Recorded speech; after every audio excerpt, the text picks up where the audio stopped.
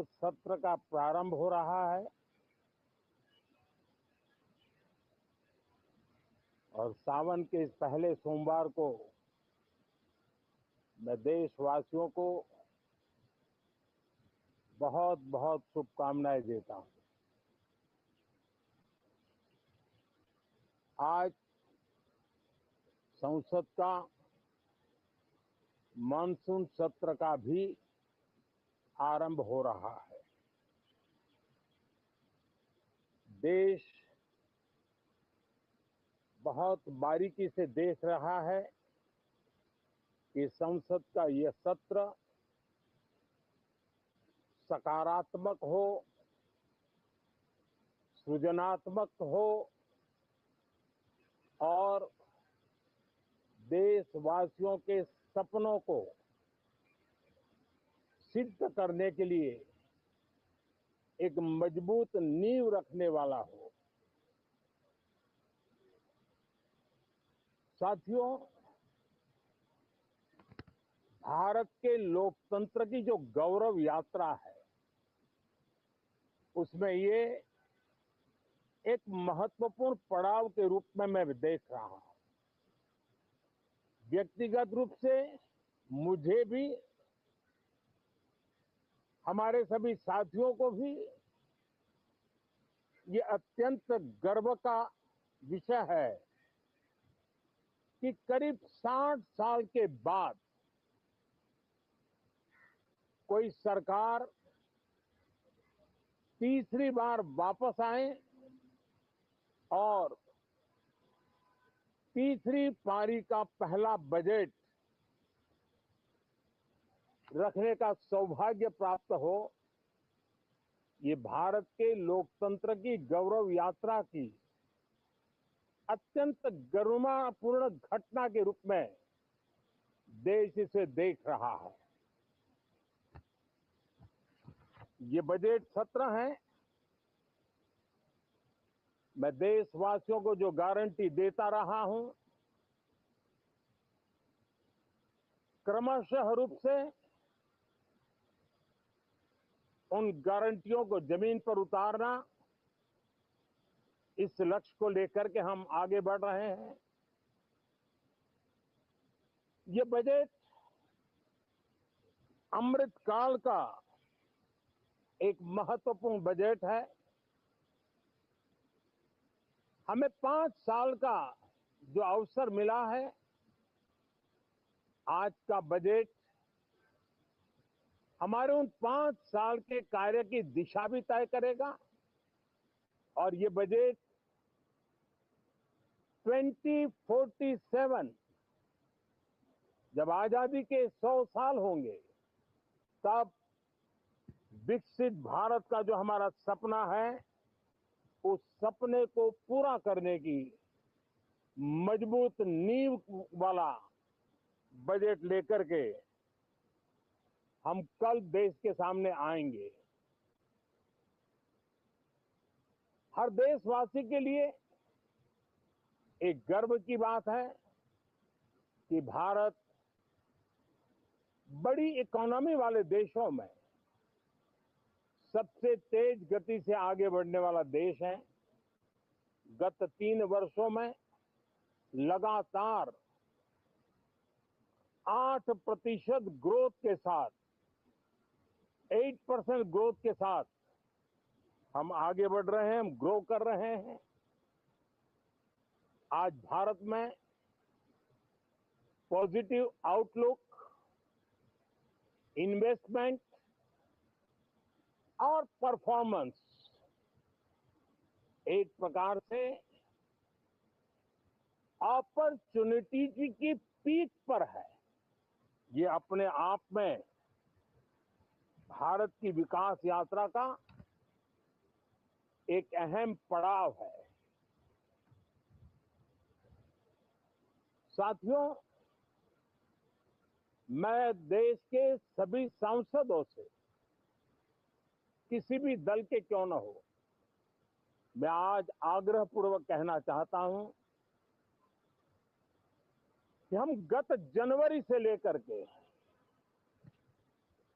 हम लोगों के पास जितना सामर्थ्य था, उस सामर्थ्य को लेकर के जितनी लड़ाई लड़नी थी लड़ ली। जनता को जो बात बतानी थी बता दी। किसी ने राह दिखाने का प्रयास किया, किसी ने गुमराह करने का प्रयास किया, लेकिन अब वो दौर समाप्त हुआ। देशवासियों ने अपना निर्णय दे दिया। अब चुने हुए सभी सांसदों का कर्तव्य है, सभी राजनीतिक दलों की विशेष जिम्मेवारी है कि हमने दल के लिए जितनी लड़ाई लड़नी थी लड़ ली। अब आने वाले 5 वर्ष के लिए हमें देश के लिए लड़ना है, देश के लिए जूझना है, एक और नेक बनकर के जूझना है। मैं सभी राजनीतिक दलों से भी कहूंगा कि आइए हम आने वाले 4 साढ़े 4 साल दल से ऊपर उठ करके सिर्फ और सिर्फ देश को समर्पित होकर के संसद के इस गरिमापूर्ण मंच का हम उपयोग करें। जनवरी 29 जब चुनाव का वर्ष होगा, आप उसके बाद जाइए मैदान में, सदन का भी उपयोग करना है कर लीजिए।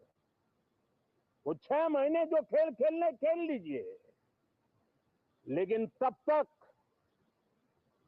सिर्फ और सिर्फ देश के गरीब, देश के किसान, देश के युवा, देश की महिलाएं, उनके सामर्थ्य के लिए, उनको एम्पावर करने के लिए जन भागीदारी का एक जन आंदोलन खड़ा कर करके 2047 के सपने को पूरा करने के लिए हम पूरी ताकत लगाए। मुझे आज बहुत दुख के साथ कहना है कि 2014 के बाद कोई सांसद 5 साल के लिए आए,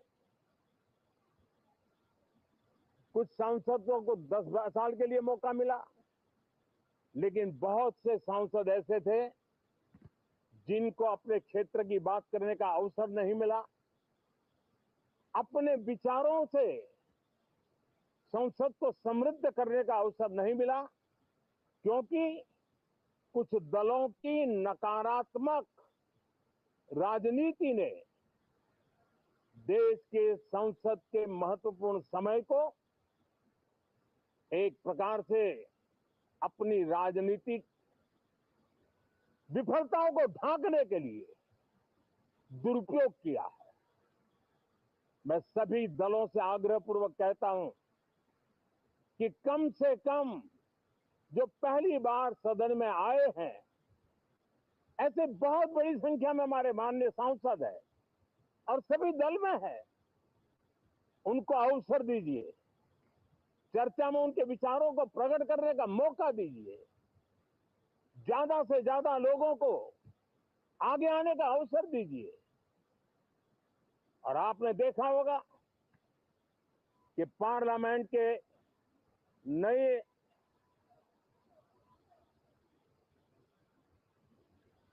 संसद गठन होने के बाद जो पहला सत्र था,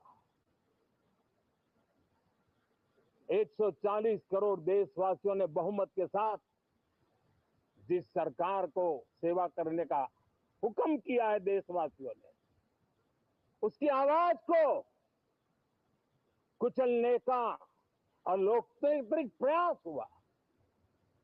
2.5 घंटे तक देश के प्रधानमंत्री का गला घोंटने का, उनकी आवाज को रोकने का, उनकी आवाज को दबाने का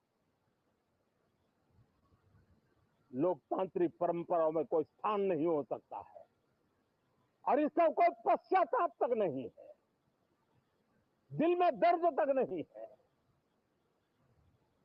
मैं आज आग्रहपूर्वक कहना चाहता हूं देशवासियों ने हमें यहां देश के लिए भेजा है, दल के लिए नहीं भेजा है। ये सदन दल के लिए नहीं, ये सदन देश के लिए है। ये सदन संसदों तक की सीमा तक नहीं है, 140 करोड़ देशवासियों की एक विराट सीमा करके ये लिए है।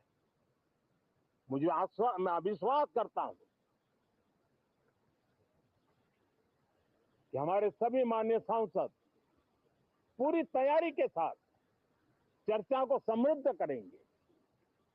कितने ही विरुद्ध विचार होंगे, विरुद्ध विचार बुरे नहीं होते हैं, नकारात्मक विचार बुरे होते हैं। जहां सोचने की सीमाएं समाप्त हो जाती है, देश को नकारात्मकता की जरूरत नहीं है। देश को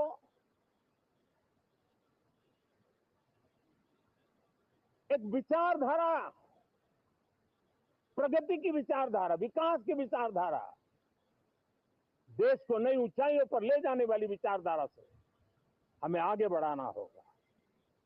मैं पूरा ही आशा करता हूं कि हम लोकतंत्र के इस मंदिर का भारत के सामान्य मानवीय की आशा आकांक्षाओं को पूर्ण करने के लिए सकारात्मक रूप से उपयोग करेंगे। बहुत बहुत धन्यवाद साथियों।